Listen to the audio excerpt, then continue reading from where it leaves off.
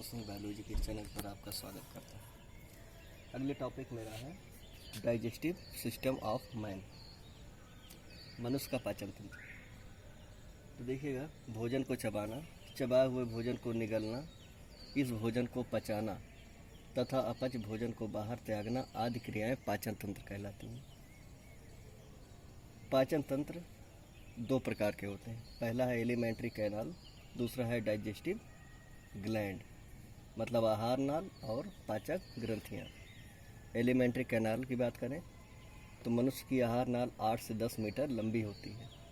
इनका व्यास अलग अलग होता है। ये निम्नलिखित भागों से मिलकर बने होते हैं। पहला है माउथ एंड बक्कल कैविटी, मुख एवं मुख गुहा। तो देखिए, मनुष्य में एक मुख पाया जाता है जो दो मांसल ओंठों के द्वारा बंद रहता है। मुख के पीछे का भाग मुख गुहा कहलाता है। इस मुख गुहा में दांत कामा जीभ पाए जाते हैं। तो देखिए, दांत की बात करें, मनुष्य के ऊपरी व निचले जबड़े पर विविध प्रकार के दांत अर्धचंद्राकार पंक्तियों में व्यवस्थित रहते हैं। मनुष्य के दांत की निम्नलिखित विशेषताएं होती है। नंबर 1, हेट्रोडोंट, हिंदी में कहेंगे विषम दंती। जब जबड़ों पर सभी दांत एक समान ना हो तो इसे कहेंगे हेट्रोडोंट। हेट्रोडोंट, अब देखिए, ये हेट्रोडोंट जो होते हैं वो 4 प्रकार के होते हैं। जैसे इंसीसर, कृंतक, ये संख्या में 2 जोड़ी होते हैं। इनका मुख्य कार्य भोजन को कुतरना होता है। नंबर 2, कैनाइन, रदनक, ये संख्या में 1 जोड़ी होते हैं। इनका मुख्य कार्य भोजन को चीरना फाड़ना। इस प्रकार के दांत जो होते हैं वो शाकाहारी जंतुओं में कम विकसित होते हैं और मांसाहारी में ज़्यादा विकसित होते हैं। प्रीमोलर, अग्रचवाड़ा, ये संख्या में 2 जोड़ी होते हैं। इनका मुख्य कार्य भोजन को पीसना होता है। मोलर, ये संख्या में 3 जोड़ी होते हैं। इनका मुख्य कार्य भोजन को चबाना होता है। ये देखिए डेंटल फार्मूला है। डेंटल फार्मूला यानी दंत सूत्र बराबर ऊपरी अर्धहनु बटे निचला अर्धहनु गुणे 2, या ये भी कह सकते हैं ऊपरी जबड़े का अर्धभाग बटे निचले जबड़े का अर्धभाग गुणे 2।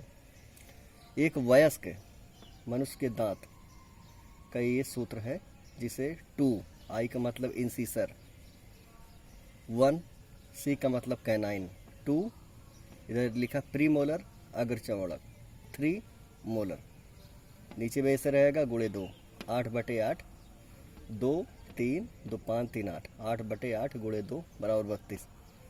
अगर दूध के दांत की बात करें तो इसमें प्रीमोलर नहीं होते हैं। इनकी टोटल संख्या 20 होती है। देखिए, और अगला विशेषता है थीकोडोंट, गर्तदंती। दांत जबड़ों की अस्थि के गर्तों में फिट रहते हैं, तो इसे कहते हैं गर्तदंती। डाइफेडोंट, द्विबारदंती, मनुष्य के जीवन में 2 बार दांत निकलते हैं। प्रथम बार निकलने वाले दांत को दूध का दांत कहते हैं। इस दांत के गिरने के बाद अस्थायी दांत निकलते हैं। चलिए जीभ की बात करें। टंग, मुख गुहा के तल पर एक मोटी पेशी मांसल तथा लचीली जीभ पाई जाती है। इसका अग्र भाग स्वतंत्र होता है तथा पीछे का भाग एक लिगामेंट द्वारा जुड़ा होता है, जिसे फ्रेनुलम लिगामेंट कहते हैं। इस जीभ पर कुछ कलिकाएं पाई जाती हैं, जिसे टेस्ट बड कहते हैं। टेस्ट बड क्या है? जीभ के ऊपरी सतह पर स्वाद कलिकाएं पाई जाती हैं। अब देखिए, 4 प्रकार की स्वाद कलिकाएं हैं। जीभ के अग्रभाग पर मीठे का ज्ञान होता है। अग्रभाग के पार्श्व भाग पर नमकीन का ज्ञान होता है। पिछले भाग पर कड़वे का ज्ञान होता है और पिछले भाग के पार्श्व पर खट्टे का ज्ञान होता है। तो अब देखते हैं, पहला भाग हमारा हो गया माउथ एंड बक्कल कैविटी। इसमें इतनी चीज़ें पाई गई। अब दूसरा भाग इसका है, यहाँ दूसरा है फायरिंग्स, ग्रसनी।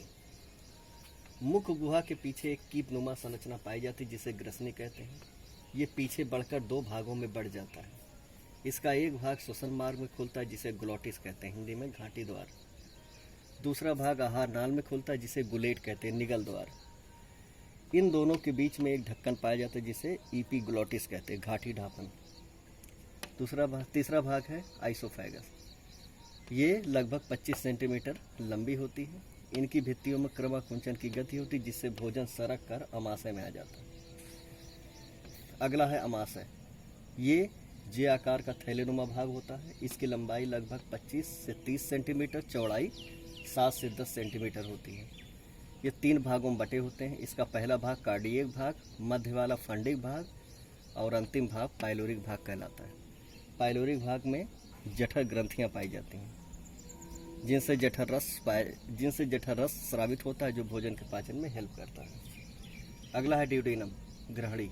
ये सी आकार की संरचना होती है। इसकी लंबाई लगभग 25 सेंटीमीटर होती है। इस भाग से यकृत व अग्नाशय जुड़े होते हैं। अगला है स्मॉल इंटेस्टाइन, छोटी आंत। इसकी लंबाई लगभग 6 से 7 मीटर होती है। ये कुंडलित अवस्था में उदर गुहा में पड़ी रहती है। इनकी भित्तियों से आंतरिक ग्रंथियां पाई जाती, जिससे आंतरिक रस निकलता है। इनकी भित्तियां अनेक छोटे छोटे अंगुली के समान संरचना पाई जाती है। इनकी भित्तियों में अनेक छोटी छोटी अंगुली के समान संरचना पाई जाती है, जिसे रसांकुर कहते हैं या माइक्रोबिलाई। ये अवशोषण की सतह को बढ़ाते हैं। अगला है लार्ज इंटेस्टाइन, बड़ी आंत।